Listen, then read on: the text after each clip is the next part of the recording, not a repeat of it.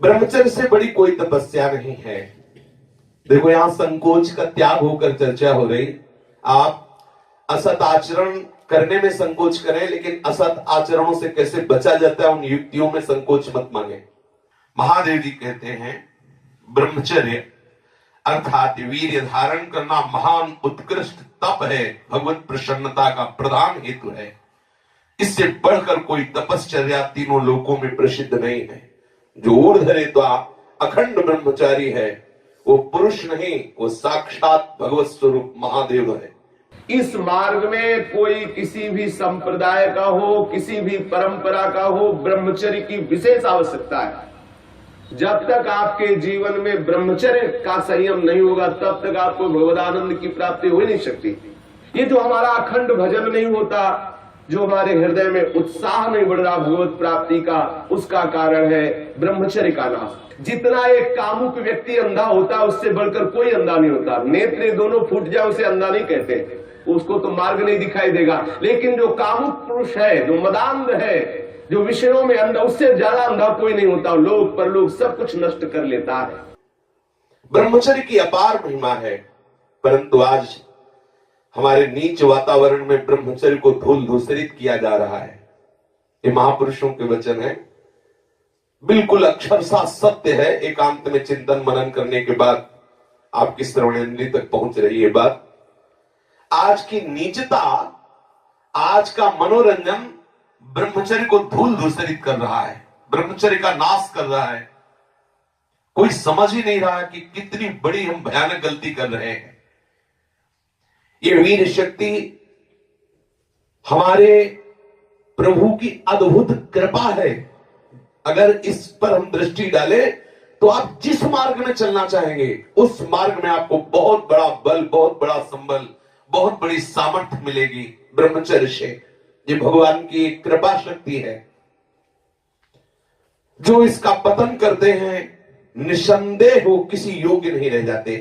ब्रह्मचर्य का ह्रास जीवन का नाश अर्थात मृत्यु, संपूर्णतया सत्यनाश, सर्वनाश, मृत्यु, ब्रह्मचर्य नाश, सुख का नाश, आरोग्य का नाश, तेज का नाश, विद्या का नाश, बल का नाश, सामर्थ्य का नाश, स्वातंत्र का नाश, धर्म का नाश, भजन का नाश ब्रह्मचर्य के नाश पर है। यदि आपने ब्रह्मचर्य नष्ट कर दिया तो आप किसी काम के नहीं रह गए। आधार स्तंभ टूट गया तो चाहे जितना सुंदर भवन हो नष्ट हो ही जाता है। धर्मनाश होने से संपूर्णतया नाश माना जाता है। जिसका ब्रह्मचर्य नाश है वो कभी भी धर्म से युक्त नहीं रह सकता। हमारे स्वास्थ्य की संपूर्णतया वृत्तियों को बिगाड़ देने वाली ये चेष्टा है। मरणम बिंदु पातेन जीवनम बिंदु धारणात्। ये भगवान शंकर का अमिट सिद्धांत है कि जो वीर के साथ खिलवाड़ करता है वो साक्षात मृत्यु का वर्ण कर रहा है। जो वीर को रोकता है, धारण करता है, वो अमर है, वो भगवत स्वरूप हो जाता है। ब्रह्मचर्य ही जीवन है और ब्रह्मचर्य का नाश ही महान मृत्यु है। ब्रह्मचर्य ही स्वस्थता है, ब्रह्मचर्य का नाश ही महान रोगों का निमंत्रण है। जो अपने इस जीवन शक्ति, वीर शक्ति को नष्ट करते हैं उनका लक्षण है वो चिड़चिड़े स्वभाव के हो जाते हैं। थोड़ी सी बात में बहुत गर्म हो जाते हैं, दूसरों को अशांत बना देते हैं, खुद अशांत बने रहते हैं। थोड़ी थोड़ी बात में वो बहुत बड़े अपवित्र कार्य कर बैठते हैं।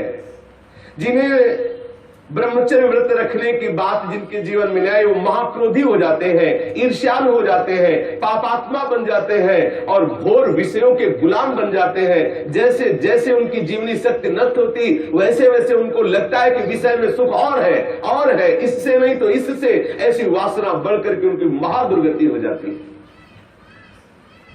यदि आप अपनी इंद्रियों को नियंत्रित नहीं किए, आपने अपने को संयम में नहीं रखा तो सबसे बड़ी मूर्खता कर रहे हो। आप ठगे गए, अपने आप से आप ठगे गए। सावधान, जिसने अपनी इस जीवनी शक्ति का अपव्यय कर दिया उसका जीवन नष्ट हो जाता है, कुछ भी करने लायक नहीं रहता। वो केवल एक नाटक होता रहता है, अंदर अंदर उसको वही चिंतन चलता रहता है उसी विषय सुख का। और अवसर आने पर ना प्रगट में अवसर ना आया तो चिंतन मात्र से। देखो, इस शरीर में कहीं भी वीर की शक्ति की थैली नहीं है। जैसे पित्त की थैली, ऐसे ऐसे अलग अलग, ऐसे कहीं भी कोई कोष नहीं है। कोई ऐसा शरीर में स्थान नहीं है जहां से आज भी डॉक्टर ऑपरेशन करके निकाल सके कि देखो ये वीर शक्ति का स्थान है। हर नस नाड़ी में वो व्याप्त शक्ति है। जब आप मन से संकल्प करते हैं उसी समय वो पूरे शरीर से संचित होकर एकत्रित हो जाती है। उस एकत्रित होने वाली नाड़ी का नाम है मनोवाह। और जिस समय आपने कामता पूर्वक संकल्प, आगे वर्णन आएगा, संकल्प किया उसी समय आप बेकार हो गए। वो भले किसी कारण से बाद में वो शक्ति नष्ट हो, लेकिन बेकार आप उसी समय से हो गए। इसलिए सावधानी पूर्वक गंदे क्रियाएं, गंदे लोगों का संग और गंदे विचारों को अपने अधीन किया जाए। ब्रह्मचर्य के अभाव में हृदय सूखने लगता है। भगवत प्राप्ति की क्या, संसार की उन्नति की भी भावना नहीं रह जाती। लोग परलोक सब उजड़ा हुआ नजर आता है। जो ब्रह्मचर्य छीण करता है उसकी स्मृति का नाश हो जाता है, नेत्रों में कम दिखाई देने लगता है और लघुशंका के साथ वीर शक्ति का स्खलन होने लगता है। वो जान नहीं पाता, उसकी जीवनी शक्ति नष्ट होने लगती है। वो बिना किसी कारण अशांत बना रहता है, लाखों चिंताएं उसके मन में डुलने लगती है, वो दुर्बल होने लगता है, बड़ा निद्राल का वो वशीभूत हो जाता है। जरा सा निद्रा रही, जरा में हम तो देखते हैं लोग बैठते ही सोने लगते हैं और मोटापा बढ़ जाता है, आलस्य बढ़ने लगता है, उदासी आने लगती है, हृदय में घबराहट पैदा होने लगती है, श्वास अवरोध होने लगता है, कष्ट से श्वास या श्वास तीव्र गति से चलने लगती है, यक्षमा हो जाता है, पृष्ठशूल रोग हो जाता है, कटिवात हो जाता है, शिरोवेदना बढ़ने लगती है, जोड़ों में दर्द होने लगता है, दुर्बल हो जाता है और निद्रा के समय उसका जो शक्ति है वो क्षीण होने लगती, बह जाती, उसको पता ही नहीं लगता। मानसिक अस्थिरता, विचार शक्ति की दुर्बलता, ये भयानक भयानक कमजोरियां उसके जीवन में प्रकट हो जाती है, जो इसे मनोरंजन समझता है। सावधान, अगर आप अशांति से हटकर शांति में जाना चाहते हो, दुख से बचकर महासुख का अनुभव करना चाहते हो, तो ब्रह्मचर्य पर दृष्टि दीजिए। ब्रह्मचर्य चारों पुरुषार्थों का, धर्म अर्थ काम का मूल है। ब्रह्मचर्य भोग और मोक्ष प्रदान करने वाला है। वीर अनंत अनमोल सिद्धि है। इसी वीर के बल से जिस देवता को चाहो तुम अधीन कर सकते हो, उसके नाश से तुम पूर्ण पतित नीच बन सकते हो। बिना ब्रह्मचर्य धारण किए हुए कोई पुरुष कदापि किसी भी श्रेष्ठ पद का अधिकार नहीं प्राप्त कर सकता। वीर भ्रष्ट पुरुष कदापि पवित्र नहीं, कदापि धर्मात्मा नहीं, कदापि महात्मा नहीं हो सकता। वो दंभ और पाखंड भले कर ले। बिना ब्रह्मचर्य के प्रत्यक्ष इंद्र भी तुच्छ है, पद दलित है।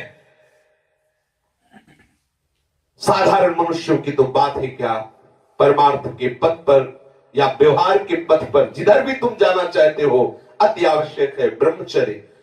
समस्त विद्याओं की सूक्ष्म रहस्य को प्रकाशित करने वाला ब्रह्मचर्य, समस्त वैभवों की सिद्धियों को प्रकाशित करने वाला ब्रह्मचर्य, समस्त सौभाग्य का उदय करने वाला ब्रह्मचर्य। ब्रह्मचर्य सर्वश्रेष्ठ मंत्र है, ब्रह्मचर्य सर्वश्रेष्ठ तपस्या है, ब्रह्मचर्य सर्वश्रेष्ठ बल है, स्वतंत्रता है, महान उन्नति है।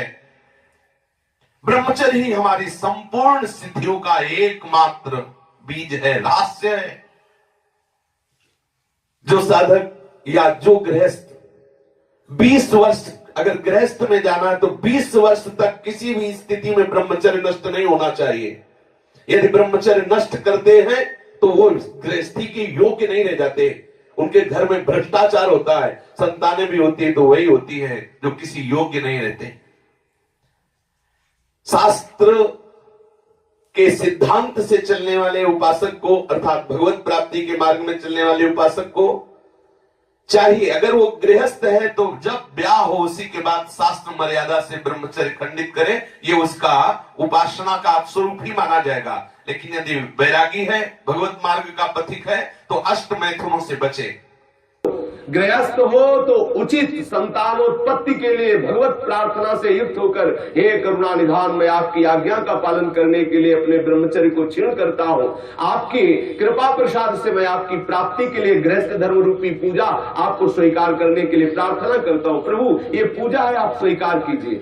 वो गृहस्थ धन्य है जो ब्रह्मचर्य पूर्वक संतानोत्पत्ति की क्रिया करके भगवान की आराधना करता है। जो विरक्त संपूर्ण रूप से ब्रह्मचर्य है उसको विशेष साधना नहीं करनी पड़ती, अपने आप भगवती स्मृति अखंड होने लगती है, क्योंकि महाआनंद स्वरूप ब्रह्मचर्य है। महाआनंद, आप सोच भी नहीं सकते कि ब्रह्मचारी को कितना आनंद होता है। जो ब्रह्मचर्य धारण करता है उससे अपार आनंद, अपार सुख प्राप्त होता है। सभी सुखों में सर्वाधिक नष्ट करने वाला सुख एक काम सुख है, सबसे ज्यादा पतन करने वाला यह सुख है, सबसे ज्यादा नाश करने वाला सुख है। इसलिए सावधान, विषय सुख के लिए आप अपने ऐसे अमूल्य जीवन को नष्ट मत कीजिए। पहले जो गृहस्थ जन होते थे ब्रह्मचर्य, 25 वर्ष तक तो सब कोई ब्रह्मचर्य रहता था, चाहे वो गृहस्थ हो, चाहे वो विरक्त में जाना हो, चाहे वो जिस मार्ग में जाना हो। 25 वर्ष तक तो सबकी नींव ब्रह्मचर्य से युक्त होती है। अब 25 वर्ष तक तो हजारों दुर्गति हो जाती है, क्योंकि ऐसे ऐसे साधन चल चुके हैं, ऐसा कुसंग हो चुका है, वो दृश्य देख देख करके उनकी भावनाएं दूषित हो गई, वो अपने को नष्ट कर लेते हैं। फिर क्या रह गया जीवन? ये अमूल्य मनुष्य जीवन किस काम का रह गया? जब 10 वर्ष ब्रह्मचर्य रहकर भगवत भजन करके संतान उत्पत्ति करते थे तो उन माताओं के गर्भ से कोई भगवत प्राप्त करने वाले साधक पैदा होते थे, या कोई महावीर पैदा होते थे जो देश की रक्षा के लिए अपने प्राणों को समर्पित कर देते, जो समाज को सुख पहुंचाने वाले ऐसे बालक पैदा होते थे। ब्रह्मचर्य के बिना पूर्ण, चाहे गृहस्थ हो चाहे विरक्त हो, कोई भी हो, वो पूर्ण पशु जीवन है, पूर्ण पशु जीवन है। सांसारिक व्यक्ति बनकर के मत अपने जीवन को नष्ट करो, आप अपने हाथों से अपना नाश कर रहे हो। ध्यान रखो, ये गलती जो तुम कर रहे हो ये आपको दोबारा मनुष्य जीवन मिलने वाला नहीं है। ऐसी गलती करके तुम्हें बहुत पछताना पड़ेगा। मौज मस्ती, लोग काहे की मौज मस्ती? धर्म मर्यादा का नाश करके, गुरुजनों की बनाई हुई शास्त्र मर्यादा का नाश करके तुम सुख प्राप्त कर सकते हो। कुछ समय मिला, कर लो जो करना है। ऐसे भयानक रोग पैदा होंगे कि मरोगे, कोई पानी देने वाला नहीं मिलेगा। ये सब नाटक भूल जाएगा। इसलिए शास्त्र और गुरु की बनाई हुई मर्यादा के अनुसार चलो, तो ही संसार में भी तुम सुख का अनुभव, जहां नहीं है सुख वहां भी अनुभव कर सकते हो, यदि शास्त्र और गुरु की मर्यादा से युक्त रहोगे, उनके बनाए हुए विधान के अनुसार चलोगे। ये जो आजकल सब चल रहा है ना, ये बहुत हानिकारक है। जिसके जीवन में छोड़ दो, जो जिनका ब्याह हो गया वो अपने पति को छोड़ करके दूसरे पतियों के, पुरुषों की तरफ कामुक दृष्टि से देखती है, जानते हैं उनकी क्या दुर्गति होती है? हाँ, पति वंचक परपति रति करई, नौरो नरक कल्प शत परई, और विधवा होए पाए तरुणाई, अगला जन्म होगा और वैधव्य को प्राप्त हो जाएगी। जो पुरुष अपनी पत्नी का त्याग करके पर स्त्री से गमन करता है तो नरक में जाकर के उसको तपाए हुए लोहे की लाल लाल ऐसे स्त्री आकृति से उसे हजारों वर्षों तक चिपकाया जाता है, जलता रहता, वहां मरना तो है नहीं। ऐसा मत सोचो कोई देख नहीं रहा। जैसी थरिवंश नरक गति दुर्भर यम द्वारे कटियत नख छीके, वहां ऐसा हिसाब है कि कहां छीका, किस लिए छीका, और आपकी नाक काट दी जाएगी। मतलब वहां उंगली उठाने पर आपको दंड है, किस लिए उठाया, किसको उठाया, किस कारण से उठाया, किस समय में उठाया, एक एक वस्तु का हिसाब है। आप समझते मुझे कौन देख रहा है, क्या जान रहा है, मौज मस्ती ले लो। कुछ समय दिया गया आपको, ये मनुष्य जीवन कुछ समय दिया गया। आप चाहे जो कर लो, चाहे जितना दुराचार कर लो, या सदाचार करके श्री कृष्ण को रिझा लो, या दुराचार करके नरक की यात्रा कर लो। बहुत सावधान। यहां वर्णन कर रहे महापुरुष जन कि जो जीवन में ब्रह्मचर्य शक्ति है, जिसे शुक्र कहते हैं, जिसे वीर शक्ति कहते हैं, इसका जो नाश करता है वो भयानक रोगों से ग्रसित हो जाता है। इसका एक नियम है, गृहस्थ धर्म का नियम है। इस पर हमारे शास्त्रों में सब वर्णन, इसीलिए सत्संग करना चाहिए। अब क्या है, आज मनोरंजन, लोगों को रिझाना, वक्ताओं को पसंद आ गया है, और जो श्रोता है उनको वही पसंद आता है। थोड़ी देर चटकीली बातें की, संगीत बजा, नाचे कूदे, घर गए, बोले कथा सुन के आए हैं। कथा का तात्पर्य, सत्संग का तात्पर्य आपका कुसंग का त्याग हो जाए। आप जो दुर्गुण दुराचार प्रवृत्तियों में रत है उनका त्याग हो जाए, उससे सत्संग। मानो सत्संग सुन के आए तो आपको थोड़ी देर तो खो जाना चाहिए। दूसरे को अपने आप पता लगे कि ये सत्संग सुन के आ रहा है, खो गया। अपने अंदर की कमियों को देख देख करके वो रो रहा है, हे करुणा निधान, मैं इतना नीच हूं, अभी तक तो मैं जान ही नहीं पा रहा था कि ये गलतियां हैं, मैंने कितनी गलती की, हे करुणा निधान, अब मुझे इन गलतियों से उबारो। सत्संग वो वस्तु है जो अपनी ब्रह्मचर्य शक्ति को नाश करता है, तो उसकी शारीरिक शक्ति नष्ट हो जाती है। चेहरा पीला होने लगता है, चेहरे में झुर्रियां पड़ने लगती हैं, नेत्रों की शक्ति जाती रहती है, नेत्रों के आसपास नीली नीली रेखाएं प्रकट हो जाती है, आंखें धस जाती हैं और चेहरे में वो कांति नहीं रह जाती, अर्थात कांतिहीनता आ जाती है, याददाश्त नष्ट हो जाती है। वस्तु रख दी, भूल गए, कोई आज्ञा भूल गए। क्यों भूल गए? क्योंकि ब्रह्मचर्य नहीं, मेधा शक्ति क्षीण हो गई। भगवत स्मरण करोगे, कैसे भजन होगा? क्योंकि भजन वाली वस्तु तो आपने नष्ट कर दी। खिलवाड़ समझते हो क्या इससे? ये मनुष्य जीवन आपको मिला है भगवत प्राप्ति के लिए। सावधान, संतान भी प्रकट होगी तो महावीर और भगवान का प्रेमी महात्मा पैदा होगा यदि आप ब्रह्मचर्य से रहोगे। और कुमारगामी रहोगे तो अप्पू गप्पू पैदा होंगे, फिर जूतों से मारेंगे आपको और बुढ़ापे में पानी नहीं देंगे, सड़ोगे ऐसे पड़े। जो सावधानी पूर्वक इसकी रक्षा नहीं करते उनको अनेक बार बड़ी बड़ी भारी विपत्तियों को भोगना पड़ता है। आप क्या समझते हो? जिस वीर शक्ति से ऐसे सुंदर संतान की उत्पत्ति होती है, उसी वीर शक्ति को आप मनोरंजन में नष्ट कर रहे हैं। ये हत्या है, हत्या। शास्त्र वर्णन करते हैं आपको भोगना पड़ेगा उसका दंड। जैसे माताओं के गर्भ में पलते हुए शिशु को वो गर्भ हत्या जैसे पाप कर देती है, ऐसे पुरुषों को सावधान रहना चाहिए। संतानोत्पत्ति के निमित्त से किया गया ब्रह्मचर्य खंडित भगवत उपासना माना जाएगा और अपनी वासना से प्रेरित होकर ब्रह्मचर्य नष्ट करना या अन्य उपायों से ब्रह्मचर्य नष्ट करना वो हत्या में लिखा जाएगा। इसीलिए अंतःकरण मलिन हो जाता है और भगवत भजन का केवल वो एक क्रिया मात्र होने लगता है, आनंद का अनुभव नहीं होता। आपको यदि भगवत प्रेम प्राप्त करना है, भगवत भक्ति प्राप्त करना है तो आप अपनी इस जीवनी शक्ति की रक्षा कीजिए। आप अपनी जो आंतरिक वृत्ति कामुक हो चुकी है उसको संभालने की चेष्टा कीजिए। जो अपने इस स्नायु तंत्र को पुष्ट रखना चाहते हैं उनको अपनी इस मूर्खता को खोना होगा। क्या मूर्खता? वो सोचते हैं कि मैं विषय में अपनी ब्रह्म शक्ति को नष्ट करके, बादाम पा करके, दूध पी करके, मकरंद ध्वज खा करके और अपने को फिर पुनः पुष्ट कर लेंगे। ध्यान रखना, ये जितना पाओगे उतनी वासना पुष्ट होगी। जिसके चेहरे की तरफ देखो ऐसा लगता है जैसे किसी मकान में आग लगा दी जाए तो फिर वो मकान की शोभा क्या होती है। ऐसे जिसके जीवन में पुण्य नहीं रह गए, भगवत आराधन नहीं रह गया, ब्रह्मचर्य नहीं रह गया, सदाचार नहीं है, बड़ों का सम्मान नहीं, उसका जीवन क्या है? जीवन कैसा पशुवत जीवन हो रहा है। छोटे छोटे अभी बच्चे 15-16 वर्ष के माता पिता के अवहेलना करके मनमाना आचरण करते हैं। ये जो ब्रह्मचर्य, इस पर विशेष ध्यान दिया जाए। यदि हम ब्रह्मचर्य पर ध्यान नहीं देते तो स्मरण शक्ति का नाश, शरीर में मोटापा, दिल की कमजोरी, अस्मायिक वृद्धावस्था का प्रकट हो जाना, नपुंसकता, नेत्रों के रोग बढ़ना और नाना प्रकार से अंदर ही अंदर सब खोखलापन हो जाना। ऊपर से हष्ट पुष्ट दिखाई देंगे लेकिन अंदर से पूरी शक्ति का नाश हो जाने के कारण वो मूर्ख हो जाते हैं।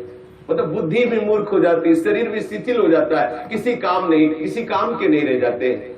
ये मत समझो कि इतना ही सुख है, यहां तो सुख है ही नहीं। ये जो बच्चे, बच्चियां, माताएं, बहनें या पुरुष अपनी वासना का शिकार हो चुके हुए हैं, उनको खेद करना चाहिए बात सुनकर और सावधानी पूर्वक आगे बढ़ना चाहिए परमार्थ में। गलती का पोषण नहीं करना चाहिए। आज हमारी ऐसी बेईमानी है कि हम अंदर की इन गलतियों को छुपाते हैं और थोड़ा सा भी गुण होगा तो उसका प्रचार करने लगते हैं। अंदर की गलतियों को गलती मान करके उनको दूरी किया जाए, चाहे वो बच्चा हो, चाहे वो जवान हो, चाहे बूढ़ा हो। गलतियों को छोड़ करके भगवत मार्ग में आगे बढ़ो तो आनंद का अनुभव होगा।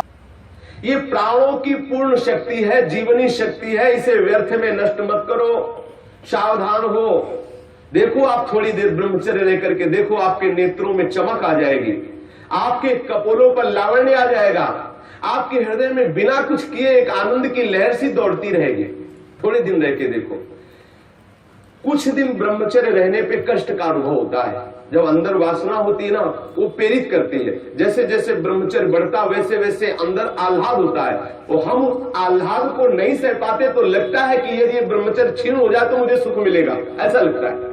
यदि सत्संग हो और भजन पूर्वक हम जीवन व्यतीत करें, सदाचार पूर्वक भोजन शुद्ध हो, तो कुछ ही महीने में वो ब्रह्मचर्य जब पकने लगता है, थोड़ा सा आनंद अनुभव होते सहने लगता है, पहले तो थोड़ा कष्ट होता है। अगर 1 वर्ष ठीक ब्रह्मचर्य रह जाए और कुसंग ना हो तो इतना आनंद उसको अनुभव होने लगेगा, देखेगा नहीं इसी नारकी खेलों की तरफ, इधर संसार के इन दुर्गुण दुराचारों की तरफ देखेगा भी नहीं, पर कुसंग ना होने पावे। अगर कुसंग होगा तो 20 वर्ष ब्रह्मचर्य रहने के बाद भी पतित हो जाएगा। कुसंग से सर्वदा बचता रहे। 1 वर्ष अगर ब्रह्मचर्य हो सकता है, थोड़े दिन कठिन लगे क्योंकि गलत अभ्यास हो गए, 1 वर्ष ब्रह्मचर्य रहिए। अपने आप स्वाभाविक जो क्रिया होती है उस पर दृष्टि मत डालिए, आप अपने संकल्प से कोई गलत कार्य मत कीजिए और ब्रह्मचर्य रहिए, तो आपको आनंद का अनुभव होने लगेगा। भजन करना नहीं पड़ता, अपने आप भजन होता है। नींद कम हो जाती है, आसनों पर जितनी देर चाहो आराम से बैठ सकते हो, और कोई भी रोग हो वो अपना पूरा प्रभाव नहीं डाल सकता, क्योंकि आपके अंदर ब्रह्म शक्ति विराजमान है। जो ब्रह्मचर्यहीन हो जाता है वो भजन का लाभ नहीं ले सकता है। मन, प्राण तथा ये ब्रह्मचर्य, ये तीनों एक ही है।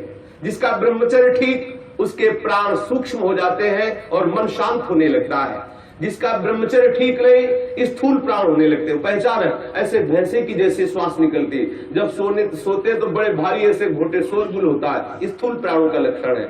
और मन उनका चंचल होता है, उनकी श्वास, उनका मन, उनका ब्रह्मचर्य, तीनों क्षीण होने से फिर न कोई भजन होता है, न कोई साधन होता है, न कोई चिंतन होता है। जिसकी श्वास स्थूल होती, मन चंचल होता है, उसका चिंतन एकाग्र नहीं होता है। ये बहुत काम की बात है, इसे संभाल कर रखिए। मत समझिए कि कोई साधारण बात हो रही, इसको संभाल लीजिए। यदि आप विरक्त हैं तो संपूर्ण रूप से आप सावधान हो जाइए। यदि गृहस्थ हैं तो संयम में आ जाइए। एक पत्नी व्रत धारण करते हुए, संतानोत्पत्ति की भगवत पूजा का भाव रखते हुए ही गृहस्थ धर्म में ब्रह्मचर्य को खंडित कीजिए, अन्यथा ब्रह्मचर्य को धारण कीजिए। सावधान रहिए।